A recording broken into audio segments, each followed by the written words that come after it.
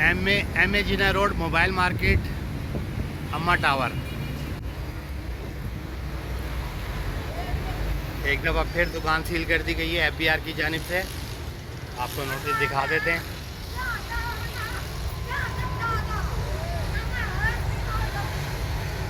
FBR की जानिब से जो है मुतादिद दुकानें एक दफ़ा फिर सील कर दी गई हैं।